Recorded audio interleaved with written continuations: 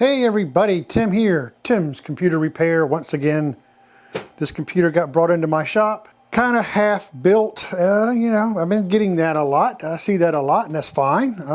I have no problem with that. If anybody has any problems with their computer, including not being able to finish building it, I'll be glad to finish it for you. This computer, he says that he just kind of got stuck on. He said he's bought a new processor, new motherboard. So this is not the original motherboard. Everything else in this case is old or older, including the power supply. I don't really recommend using the same old power supply when you're, especially if your computer's 3, 4, 5 years old. But I mean, if that's what he wants to do, that's what he wants to do. Got a mechanical drive, got a SSD floating around in here. He's got a CD drive. Wow. So that'll tell you how long this probably has been around, and maybe this power supply has been around. He's got his water-cooled little single rad water cooler there, little Corsair water cooler mounted on there. I assume that's done properly. And he's had this video card. This is an RX 2060. Wasn't even seated all the way down in there. It looked like he put it down in there and tried to take it out, but the clip was kind of stuck and I took it out. But I'm not sure what happened here. Just looking around, I mean, well guys, once again, there's hardly, I can see areas down here with no standoffs.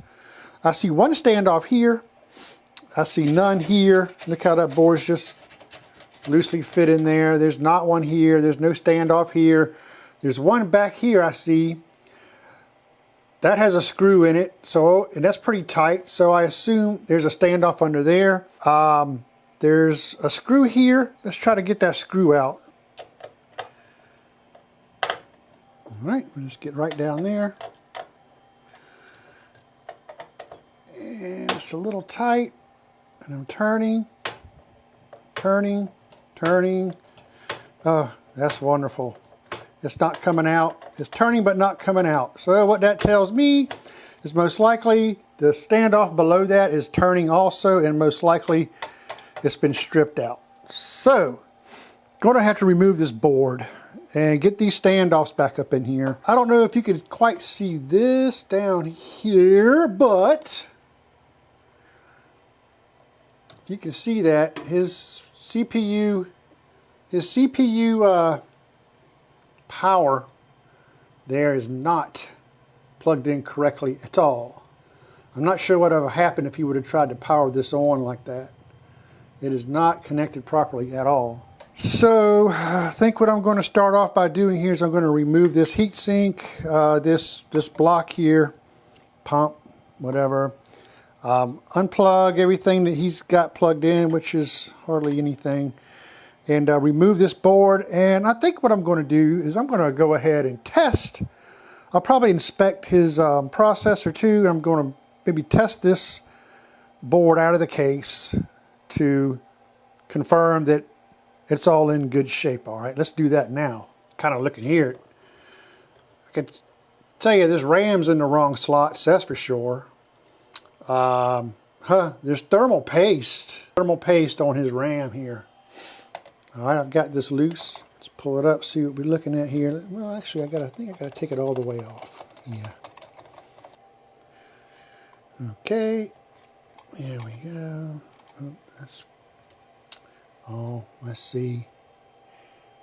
Yeah, I see some thermal paste. I don't see much at all on there, actually. But he's got this going back behind the board here somewhere. So let me pick this up. He's got it zip tied and it goes back up in on top of the, it's this. It's actually this. It's zip tied to that. So let's snip that. All right, I've gotten that cable loose now. We can, all right, it's got thermal paste or whatever all over this too. Let's see. Lift it up here. Looks like the pump block came with thermal paste installed already, which is okay. Out of the way. You know what I may do is just remove this cooler. I think that's what I'm going to do. I'm first going to protect this. I'm going to put a baggie over it or something to keep this from getting on other components. So I'm going to do that now. All right, now I've got the other components protected from getting thermal material all over it. I'm now going to remove this radiator fan assembly.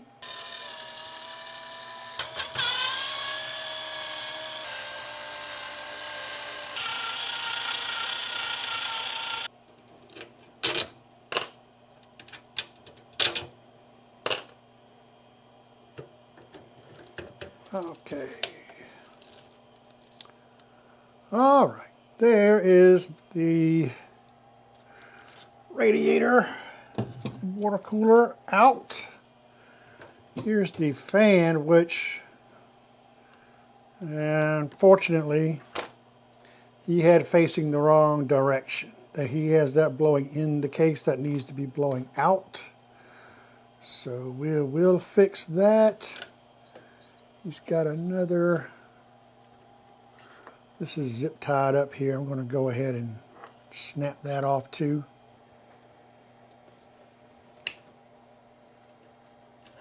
You know, I have a thing about, you know, with new motherboard, new processor, old case, old fans, old power supply. I blew the dust out of this. It was horrible. I blew dust out of this thing and it was bad before I did this video. I just got a thing about it. I don't know. I like all new parts, new case. If you're on a budget, okay. All right, I understand if it's a money thing, so I get it. I'll work with it. That's just my preference, but not everybody can afford new everything, right? So you get what you can afford and work with it. That's what we're doing. All right, now you have a closer look at this. Look at that, not even plugged in. I don't correctly at all. It's backwards. Yeah, not good. Pull this one. Oh yeah, I got it. Okay, got that. I'll unplug everything from the motherboard. Actually, is what I'm going to do right now. Okay, that's everything unplugged from the board. Let's see if I can go ahead and get this one screw here pulled out. One left. Okay, it's coming. Very good. Well, that standoff might be okay. Now let's see if we can pull this board out. Oh, these cables in the way.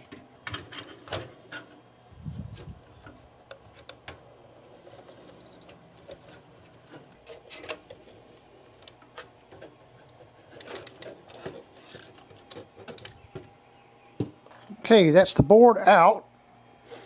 Look at its standoffs here. 1, 2, 3. That's not going to do it. And there's one stuck to the bottom of the board that I'll show you here in a second. But yeah. All right, let's get his board on the bench. And you can see right here, there's a standoff that is stuck. See if I can get my screwdriver. Put it on this side of the board. Where's it? Nope. Might be turning. It might be. Let's see. Let's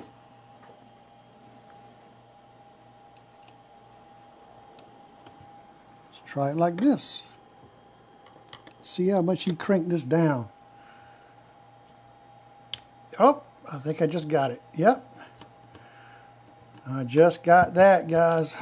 You got lucky. You gotta have to freaking bust out the Dremel tool again. There we go. Looks like it's okay, that standoff. Great. So what I'm going to do at this point, before I go any further, I'm going to go ahead and pull these ram sticks and get them in the proper slots.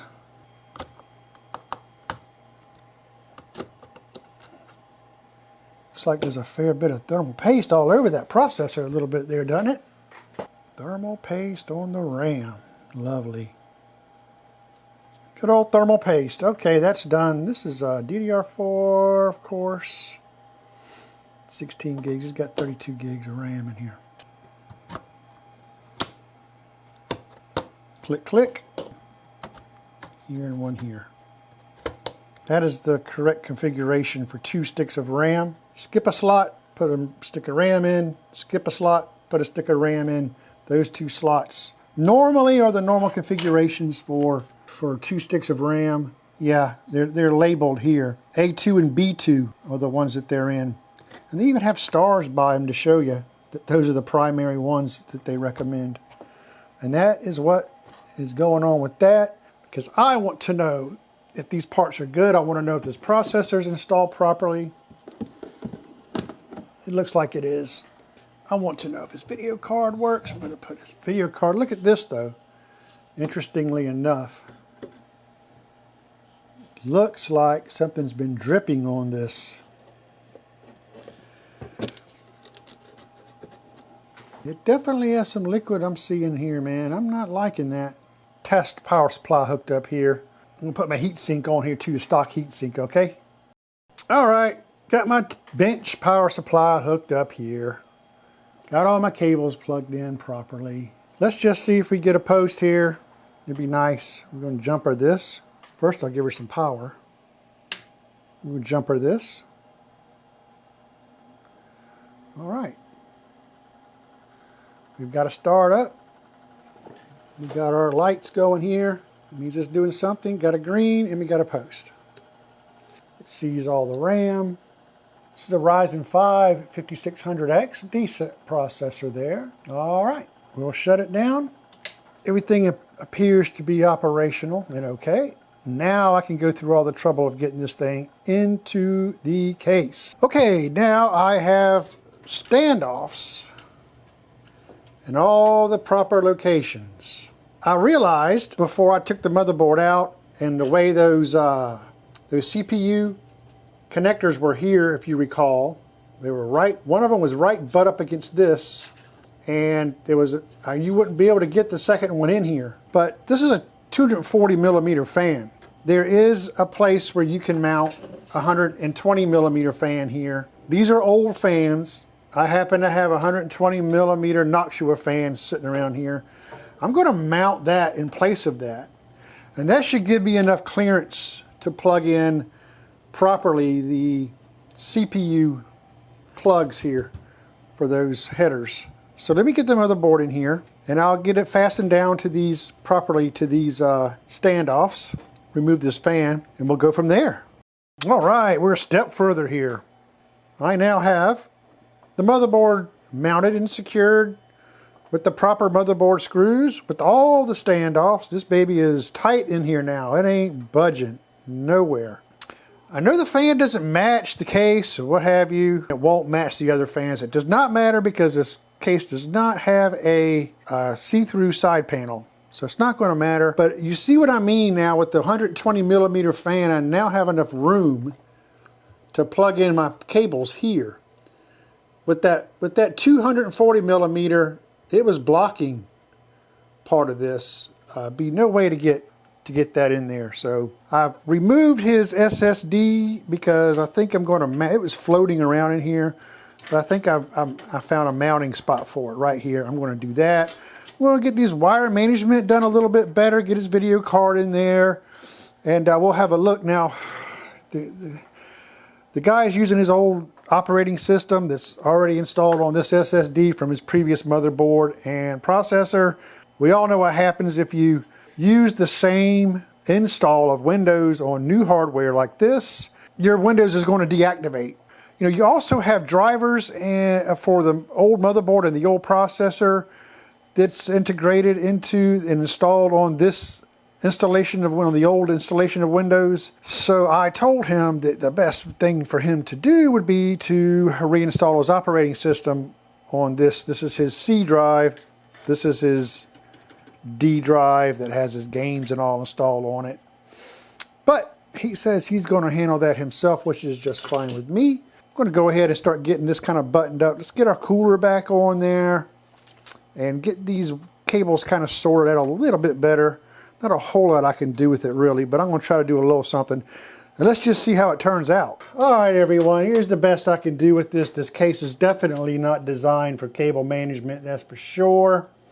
I don't have the back panel on, but certainly better than what it was looking like when it came in here.